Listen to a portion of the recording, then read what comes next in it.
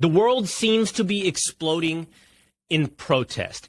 And I think it's worth not only putting that protest across the globe into geographic context, but putting it into historical context.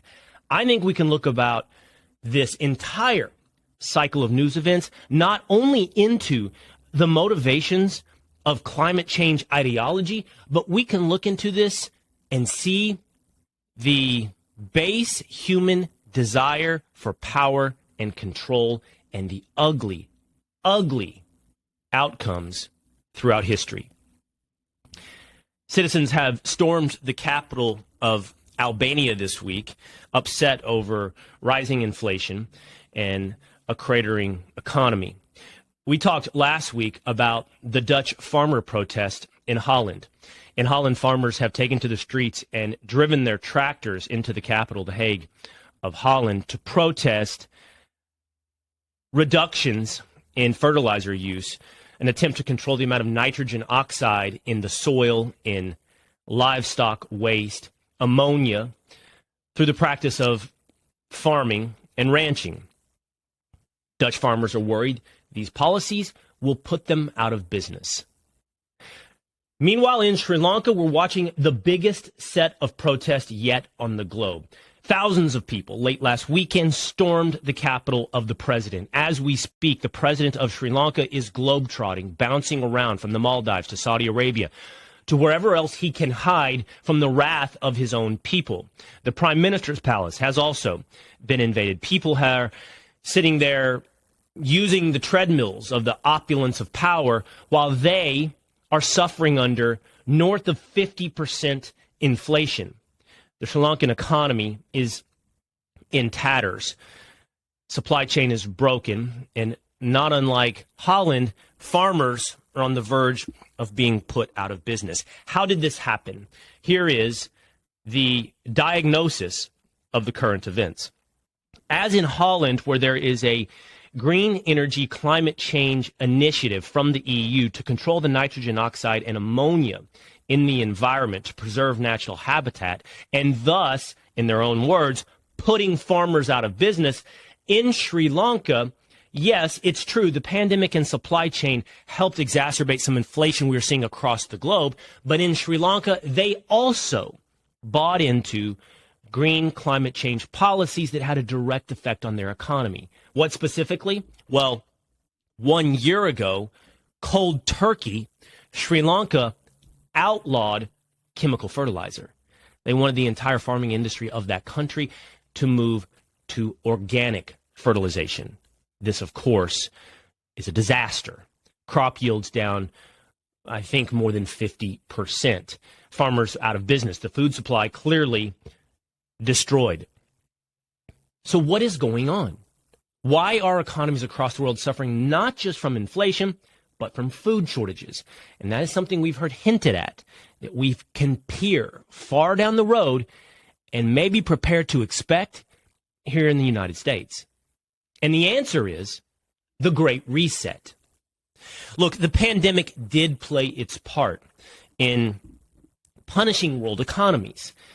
You cannot shut world economies down. You cannot break supply chains and expect it to bounce back. If there's any lesson from the pandemic, and quite honestly, if there's any politicians, and I would suggest to you all politicians who participated in prolonging lockdowns who should pay, these politicians who were once in power should never again be granted the levers of power. They must pay the price. They must be punished at a minimum with their careers.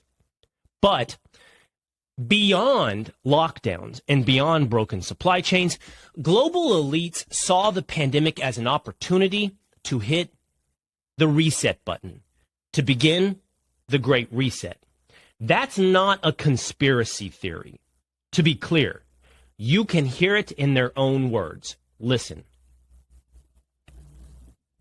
Now, that is sound from the World Economic Forum. The World Economic Forum put on every year of the world's global elite, not just presidents and prime ministers, but bankers, celebrities, and billionaires. The agenda of the 2021 World Economic Forum was the Great Reset.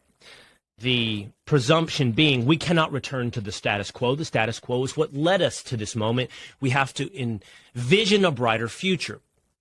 Quotes such as, we have to continue the inevitable march of progress came out of things like the World Economic Forum's Great Reset. As part of that, as you and I have discussed in the past, world governments adopted green policies to reflect one another, from Canada to New Zealand, to Australia, to Sri Lanka, to Holland, to across the EU. This was not just reflected in government policies. No, as we mentioned, the World Economic Forum is much bigger than simply governments. Banks across the world had already begun and now have leaned in heavily to a new form of investing, which, by the way, is intricately intertwined with world governments, called ESG. And that is environmental, social, and governance initiatives in selecting your investments. You have funds, ETF funds, mutual funds. You have corporate board mission statements that now revolve around ESG scores. You get a better score if you perform better on your effect on the environment. It's a scam, by the way. It's the latest scam of, quite honestly, corporatists. Not so much capitalists, but corporatists in the finance and banking world that can sell you a new form of mutual fund that you can feel warm and fuzzy about.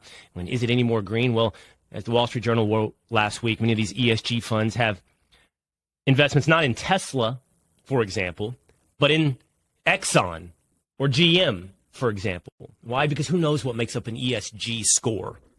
It's simply another tool of the combination of big business, elite, and government to control not just you and our lives, but to control the world. And we will at least grant them, for the sake of this conversation, the premise of good intentions. Let's talk about good intentions at the moment, the inevitable march towards progress. If you would indulge me, let's look back in history. I recently watched a movie. I was bouncing around. I think it was on Netflix. It may have been on Amazon Prime. And I watched a movie called Mr. Jones. The movie was about a Welsh journalist in the 1930s who had studied and was interested in the Soviet Union. What he realized is you never really get the story of what's happening in the Soviet Union if you always spend your time in Moscow. You have to get out of Moscow. You have to see what is going on. And what was going on in the Soviet Union in the 1930s is one of the greatest tragedies of humankind. And it was also one of the greatest tragedies that we know so little about because it's covered up, of course, chronologically by one of the greatest villainries of all time in Adolf Hitler and the Holocaust. But, and forgive me if my numbers are not exact, were 11 million individuals, Jews, gypsies, communists, were killed in the Holocaust. Estimates are some 3 to 7 million people were killed just 7 or 8 years earlier by the Soviet Union of famine in Ukraine. Isn't it interesting how history and current events work like a wheel? It always comes back around. Here's the story of Holodomor. I hope my pronunciation is correct, but Holodomor is the story of the Ukrainian famine of 1932 and 1933. Ukraine wasn't alone. Soviet Union policies that induced famine across their empire took place not just in Ukraine, but in places as well, like Kazakhstan. Millions upon millions of people were killed. Why? Well, not unlike the Great Reset, the Soviet Union was taking a big step in the march towards progress. They were looking at the Great Industrialization. They were looking at moving their economy from rural and agricultural to urban and industrial. Why? To keep up the war machine, to compete with Britain, and to anticipate the next war, and to show the power, at least the superficial power, of communism. So what happened? Policies to collectivize agriculture took place. Farms were confiscated. They had a class of peasants, three classes of peasants, in fact, that some of whom suffered under these collectivization policies and others benefited. They set massive, unreachable quotas of grain and agricultural products that had to be sent into Moscow and other centers so that the Soviet Union could export food products in exchange for industrial expertise, knowledge, and products coming back. And in that process of high quotas and lower production from the collectivization efforts, because, of course, you're not going to produce under collectivization the way you are when you empower individual incentive, more on that in just a moment, you had a tragic, devastating, dark, anti-human cocktail. People in Ukraine, the breadbasket, the black lands of the Soviet Union suddenly had nothing to eat. Bodies dropping in the streets. This is what Jones saw when he traveled outside of Moscow. He got to Ukraine and people were fighting each other over bread crust, literally. And we're not talking about anecdotally one or two. We're talking about bodies piling up and being carted away. We're talking about people, children, laying on the roadside. We're talking about, and this is historically documented, mass cannibalism. People were eating tree bark and each other in order to survive. I want to talk to you for just a moment about those peasants and those policies. So people, as human beings are apt to do, don't just want to give up their property, their hard-earned work. So instead of turning over, for example, their livestock to the local Politburo of the Soviets, which were their neighbors, by the way, it's always neighbor upon neighbor. It's always neighbor upon neighbor. It was in East Germany, and it was during COVID, by the way, in the United States of America. It's always neighbor versus neighbor. That's how control is really accomplished. Very rarely is a jackbooted soldier the one that comes into town and stands directly over your demise. Whether or not it was your neighbor ratting on you during COVID, or it was Ukrainians 1 decade later committing the atrocities of Babi Yar, the Holocaust mass slaughter of Jews. The Nazis helped coordinate, but it was other Ukrainians who pulled the trigger. And same thing during Holodomor, it was your neighbor who stole from you. It was your neighbor who confiscated your farm. It was your neighbor who stood over your demise. People didn't want that, so they slaughtered their own livestock. They weren't going to just turn it over. And there was always a villain. There always has to be a villain when you pit one group against another. Pandemic of the unvaccinated. Has to be a villain, always. Jews in the Holocaust. The villain for the Soviet famine was a class of peasants called kulaks. Kulaks were peasants who happened to own some land, might have employed other people, owned some livestock. They could own anywhere north of 7 acres, and you would be defined as an enemy of the revolution, a class enemy. And those kulaks were not only jailed, they were sent away to gulags, they were sent away to Siberia, and oftentimes directly exterminated as enemies of the class while their neighbors took over their farms. Now, that in and of itself, dekulakization, is a tragedy of tyranny. Tyranny, like history, is a circle, a wheel. Eventually, communists and fascists are standing right next to each other. So the end result, that in of itself, tragic enough, but the end result is now with increased demands for quotas and supply, but lower supply because of collectivization, you have mass starvation and mass famine. By some estimates, procurement quotas were up 50%. Hey, you need to produce 50% more wheat, while production dropped 32%. That's a massive gap. And that adds up to local population having nothing to eat. That adds up to bodies in the street. That adds up to cannibalism.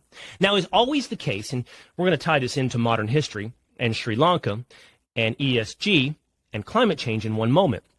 But it's important to note, as is always the case, there is someone ready to carry the water for tyranny. And it more often than not is liberal and progressive journalists. And even then, those that work for institutions like the New York Times. In Moscow in the 1930s, there was a New York Times reporter named Walter Duranty. Walter Duranty had all kinds of sexual deviances, and he was a man who loved luxury. He accomplished that in Moscow. Sex parties, wild orgies of food and sex, drugs, heroin, everything went on at Duranty's house. He was living the life of our man in Moscow while people were starving in the hinterlands. But what did he have to do to live that life of opulence? Carry the water for Stalin, and he did so. Duranty reported on the amazing industrialization of the Soviet Union. And make no mistake, there were some steps on the march towards quote-unquote progress. They did industrialize. Oh, the Soviet Union did take those steps. The question is, as always, and as will be today, hey, how many eggs are worth breaking to make a few omelets? Duranty painted a picture for the American public back in New York and the United States of America as, look at the wonders of Soviet communism. Look at the advances in industrialization. And yes, there have been some downstream effects of a reduction in food supply, but I want you to see if this doesn't sound familiar to modern times. What he had mastered, and George Orwell talked about this, was the art of dark communication. In other words, instead of saying there's mass death from starvation, manipulating language so you say something like this: increased mortality due to complication of diseases from malnutrition. I mean, tell me that doesn't ring a bell of whatever you want to apply it to in modern day journalism. From gender to COVID, how do you take something obvious and turn it into an impenetrable sentence? It didn't just start now. They have a long history of it. And oh, have they been rewarded. Walter Duranty, for that type of opaque language, increased mortality due to complications of disease from malnutrition, with millions of people dying and resorting to cannibalism, was awarded the Pulitzer Prize. For that coverage, not only was he published in the New York Times, he was awarded the highest of honors in journalism. In fact, although he is long gone, Walter Duranty's Pulitzer Prize remains. They have had a chance, no doubt, to revisit this issue, as the truth of the Soviet Union came out over time, and it took decades and really wasn't fully realized until it fell in the 90s. As the truth came out, the Pulitzer Committee had a chance to revoke Walter Duranty's Pulitzer Prize, but they chose not to. A man named Sig Gissler, who was a professor of journalism once at Columbia and then at Stanford, decided not to revoke Duranty's Pulitzer. There's always someone ready to break a few eggs to make an omelet. Now, let's bring that back to the modern day. World governments are once again taking steps on their quote-unquote march towards progress. They're hitting not the great industrialization, not the great leap forward, not the great society. They are hitting the great reset. They, and once again, we'll grant them at least some kernel of good intentions, want to see a greener, more harmonic, more sustainable, in their own words, vision of the future. But what we have to understand is this philosophy of breaking a few eggs to make a few omelets, of the Great Reset, of climate change ideology, isn't just incompetent. It isn't just ignorant of history. And it isn't just a reach for power. It is also inherently, whether or not is subconscious or even unconscious, deeply anti-human. Here's what I mean. One more quick rewind into history. Human beings have always thought that we are somehow destroying, inevitably, the earth. Thomas Malthus thought we were overpopulating the earth in the 1800s and food supplies would never be able to keep up, and he argued for population control. He was wrong. We figured out fertilizer. We figured out industrialization. We figured out the internal combustion engine. And then we figured out cross-modification, genetic modification of food, and world population has not just exploded, but world prosperity has exploded. Malthus was horrendously wrong. In the 1960s, men, and not just nobodies, like Paul Ehrlich and John Holdren, again, predicted overpopulation and mass death and the destruction of the earth. For that, like Duranty being awarded the Pulitzer Prize, they were awarded the highest levels of government. Holdren became Barack Obama's czar of science. They made incredibly bad predictions, such as by the year 2000, the UK would be nothing but an island of a few million starving individuals. I'm telling you, they have been more wrong than, well, most of your sports commentators. I'm pretty good. You know that. Look, I get it wrong a lot. I know. Coward, Bayless, Sharp, Stephen A. Get it wrong. They got nothing. They got nothing on Holdren and Ehrlich. So why? Why does it not matter that they're constantly wrong? Because they believe that human beings are inherently antagonistic to the flourishment of the earth. And if you have to put in a few green policies, if you have to hit the Great Reset, if you have to reduce food supply, and if that's even a unintended consequence, well, it has an intended benefit. Fewer humans to impact the earth, fewer carbon emissions. Oh, they may rationalize it, especially at the lower levels, especially among your neighbors. They may rationalize it, oh, we got to make it sustainable. Oh, we're going to lose Miami to big waves. We got to save it for our grandchildren.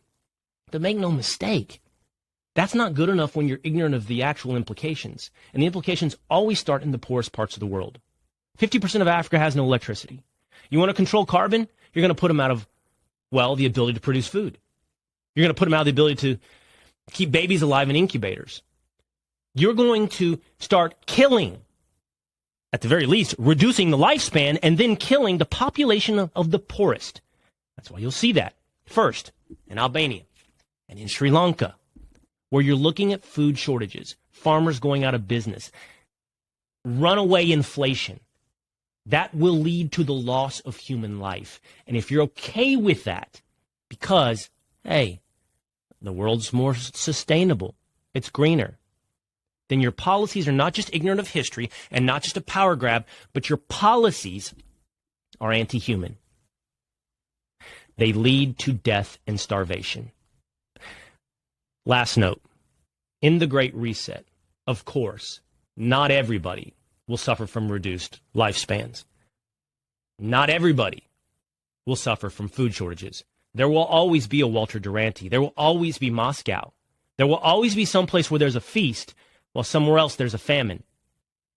So the real question is, in the Great Reset, the real question is, if not everybody will have reduced lifespans, not everybody will suffer premature deaths, not everybody will watch their children starve, who in this modern time will be the kulaks? Hey, it's Will Cain. Click here to subscribe to the Fox News channel on YouTube. It's the best way to get our latest interviews and highlights. And click to subscribe to the Will Cain Podcast for full episodes right now.